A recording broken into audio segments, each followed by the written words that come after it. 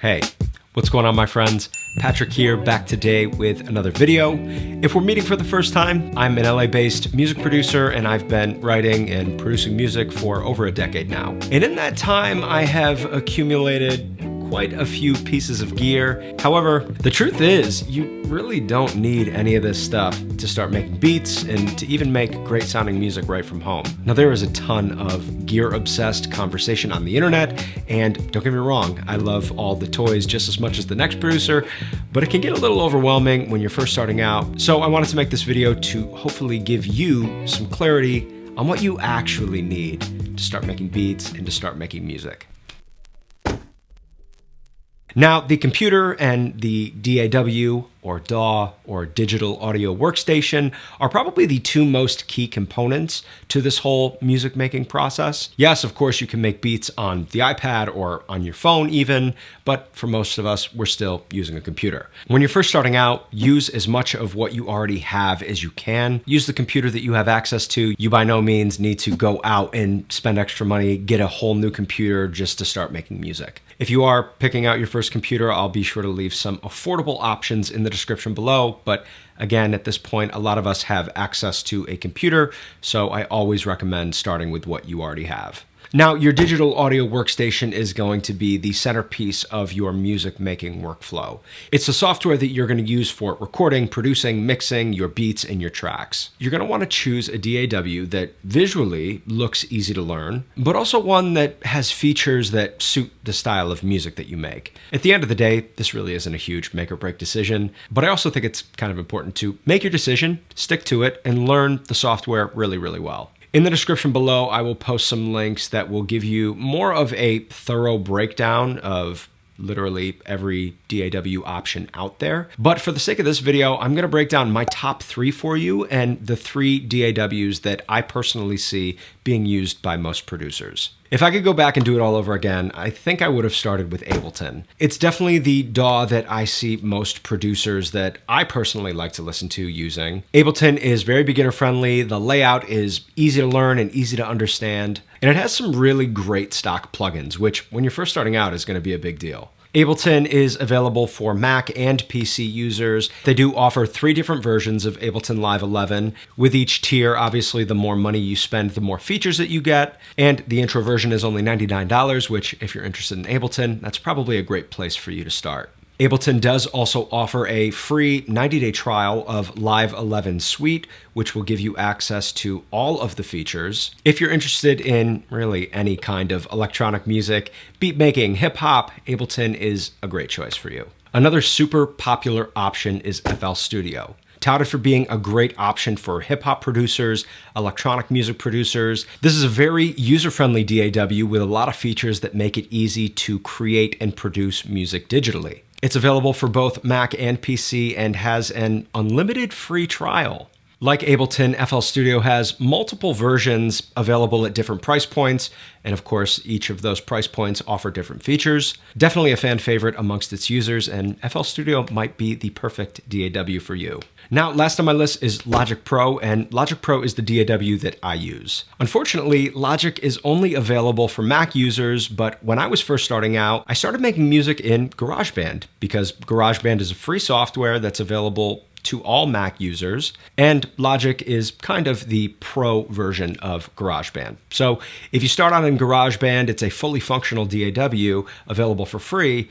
When you're ready to upgrade and you're ready to kind of get some more features and more pro capabilities, you can upgrade to Logic Pro. For me, Logic Pro is one of the more user-friendly DAWs.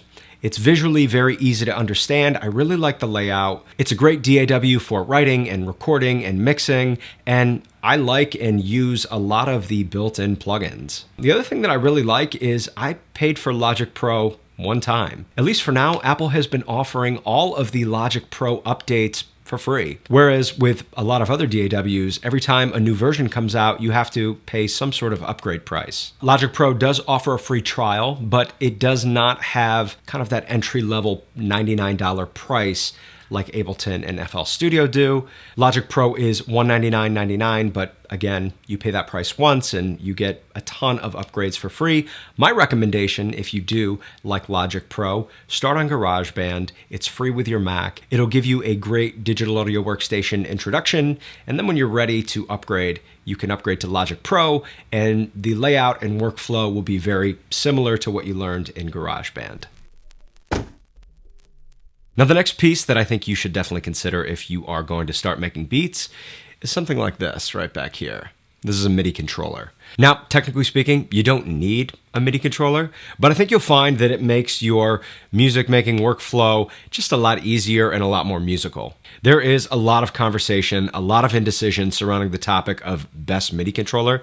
Try not to get too deep in the weeds here. MIDI keyboards and controllers are really useful beat making and music production devices, but most of them kind of do the same thing in slightly different ways. When you're first starting out, I think it's most important to find a controller that fits your budget, but also find one that has kind of a layout and a workflow that suits you. Right now, my two favorite MIDI controllers for beginners are the Akai MPK Mini Mark III, make sure you get the Mark III, and the Arturia Mini Lab Mark II. I have a full video comparison of these two MIDI keyboards that I will link up for you should you want a more in-depth look at what each of these keyboards do. But my short recommendation is go with the Akai MPK Mini if you want something lightweight and portable. If you're gonna be a little bit more interested in getting into finger drumming, I just like the layout of these drum pads here. And if you want a MIDI keyboard that does a lot of things really well.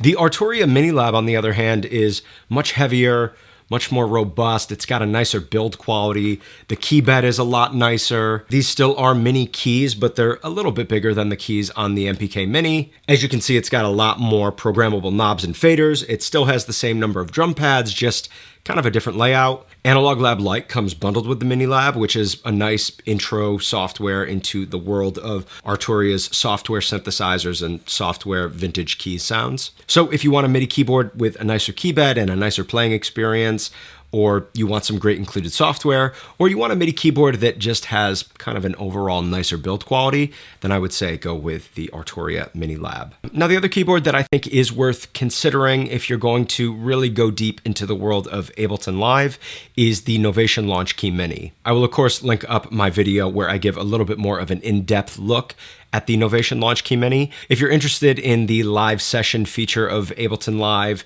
clip triggering, things like that, then the Novation Launchkey Mini might be the controller for you.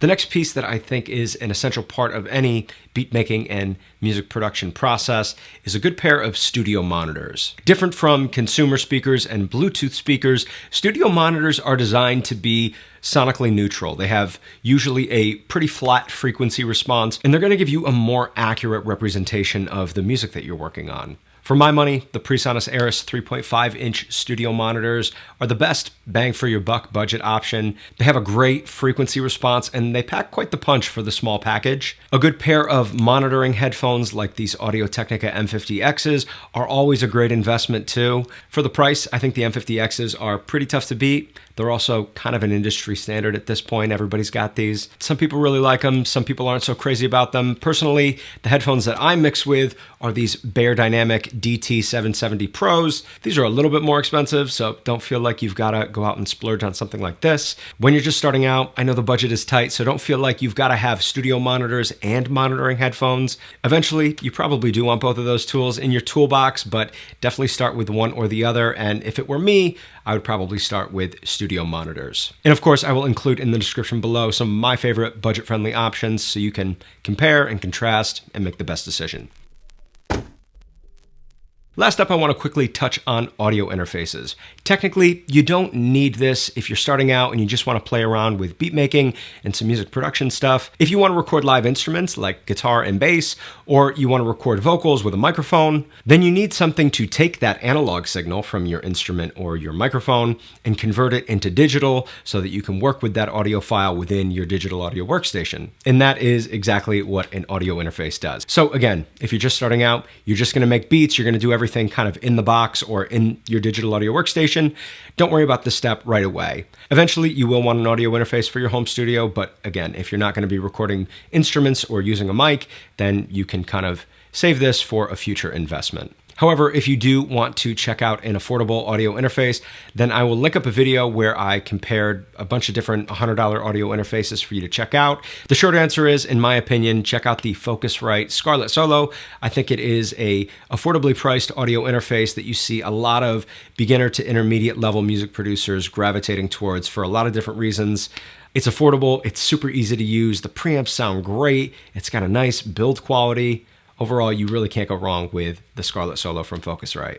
The other thing to note is that some studio monitors will only work if you connect them to an audio interface. So be aware of that. The PreSonus Eris studio monitors that I mentioned earlier do come with a cable to connect them to your computer's headphone jack, so you're covered there, but just wanted to make you guys aware of that. All right, my friends, that is going to wrap up today's video. Hopefully this video gave you a better understanding of the equipment that you really need to start making beats and to start making music at home. This, of course, is the tip of the iceberg. There's so many pieces of gear and instruments and equipment that you can use to enhance your beat making and creative process. But in my opinion, this is all that you really need to start making beats and to start making music at home. Please do hit that like button and leave a comment down below for me if you enjoyed today's video. It really does make a big difference. If you want some more information on affordable studio microphones or MIDI keyboards, I will include links in the description below. At this point, I've made videos on pretty much everything that you need for at-home music making and recording. This playlist right here is also a great place to start. But listen, my friends,